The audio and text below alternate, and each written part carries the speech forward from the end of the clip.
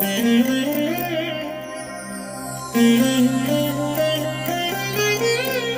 దినం పరము నుండి దిగివచ్చు మాట, ఇది నీ జీవితానికి వెలుగుల బాట, నీ ఒడిలో ఉంచబడిన దీవెనల మూట, అద్భుతాల ఆనంద ఊట. మార్చి 17 సంవత్సరమంతా మీరు బైబిల్ చదివి ముగించడానికి ఈరోజు మీరు చదవవలసిన లేఖన భాగం ఉదయం ద్వితీయోపదేశ కాండం 30 మరియు 31 అధ్యాయములు, సాయంత్రం మార్కు సువార్త 15వ అధ్యాయము 1 నుండి 25వ వచనం వరకు. ప్రియమైన దేవుని బిడ్డలారా, ఈ ఉదయకాల సమయంలో ప్రభు కృప మీకు తోడై ఉండునుగాక. ఇజ్రాయేలు ప్రజలు అరణ్యములో ఉన్నప్పుడు ఉదయకాలమే మంచు కురిసింది. ఆ మంచుతో పాటు మన్నా కూడా కురిసింది. వారు ప్రొద్దుకిన తర్వాత ఆ మన్నా కోసం వారు వెళ్ళినట్లయితే ఆ మన్నా వారికి ఆ రోజు దొరికి ఉండేది కాదు. మన్నా ఆలస్యమైతే దొరకదు. ఈరోజు ఉదయకాలం ఒక మన్నా మీకు దొరుకుతుంది. ఈ విధంగా దేవుడు ఈ వాక్యము ద్వారా ఈ మన్నాని మీకు అనుగ్రహిస్తున్నారు. ప్రియ దేవుని బిడ్డలారా, మీరు ఆయనకెంతో ప్రియులు. ఆయన మీకోసం సిలువలో ప్రాణం పెట్టాడు, తన యొక్క రక్తాన్ని చిందించాడు. మీకోసం ప్రాణం పెట్టిన ఆ దేవుడు ఏ విషయంలోనూ మిమ్మలను మరిచిపోడు. ఆయన మీ చెయ్యి విడిచిపెట్టాడు. తప్పకుండా మీకు ముందుగా సాగి వెళ్తాడు. అన్నింటిలో మీకు జయాన్ని ఇస్తారు. అయితే ప్రతి విషయంలో మీరు ఆయన వైపే తిరగవలసినది. ప్రియమైన దేవుని బిడ్డలారా, ఈరోజు ఒక ప్రత్యేకమైన రీతిలో పరిశుద్ధాత్మ దేవుడు మాట్లాడుతున్నారు. మనం అన్ని విషయాలలో దేవుణ్ణి ముందుంచితే ఏం జరుగుతుంది? బైబిల్ గ్రంథంలో యాకోబు కుమారుడైన యోసేపు గురించి మనం చదువుతాం.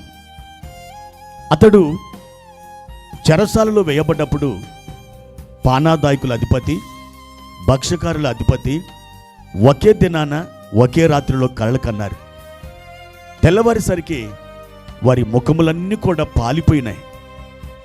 యోసేపు గుర్తుపట్టాడు. నిన్న మొన్న ఉన్నట్టుగా ఈ రోజున మీ ముఖాలు అలాగెందుకు లేవు?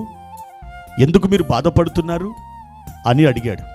వాళ్ళు చెప్పారు, మాకు కలలు వచ్చినాయి.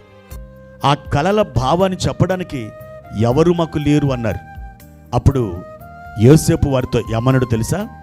ఆదికాండం 40వ అధ్యాయము 8వ వచనం.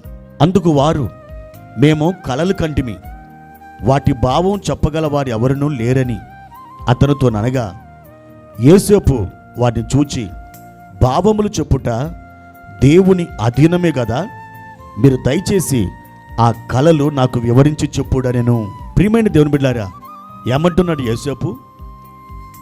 భావములు చెప్పడం దేవుని అధీనమే అని చెప్తున్నాడు. అంటే యోసేపు దేవుణ్ణి ముందుంచుతున్నాడు. ఫరో రాజుకి కల వచ్చింది. ఆ కలభావాన్ని చెప్పడానికి ఎవరు లేరు. తక్షణమే యోసేపుని ఫరో రాజు పిలిపించాడు.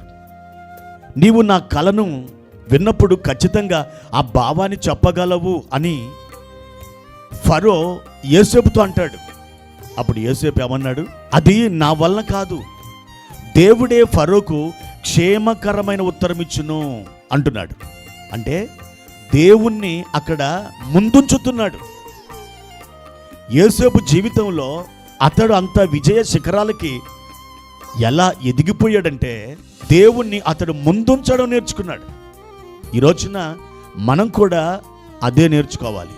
ఆ కళకి భావం చెప్తూ యోసేపు 25వ వచనంలో ఇలాగన్నాడు.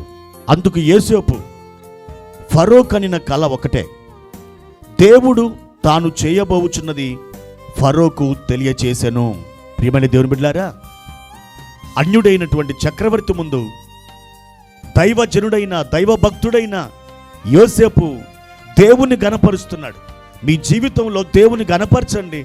ఆయనను ప్రతి కార్యములోనూ, ప్రతి ఆలోచనలోనూ, ప్రతి ఒక్క మీటింగులోనూ మీరు ముందుంచండి. మీ జీవితంలో ఘనమైన విజయాలు చూస్తారు. మీరు వర్ధిల్లుతారు. మీరు భయపడకండి, పరిస్థితులకు వెరవకండి. మీరు దేవుని తట్టు చూడండి.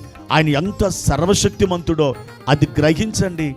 మీరు దేవుణ్ణి ఆ విధంగా కొనియాడి భక్తి ప్రపత్తులతో ఆయనను స్తుతించినప్పుడు, ఆయనని అన్ని విషయాలలో ముందుంచినప్పుడు మీరు అద్భుతమైన జయముతో నింపబడతారు.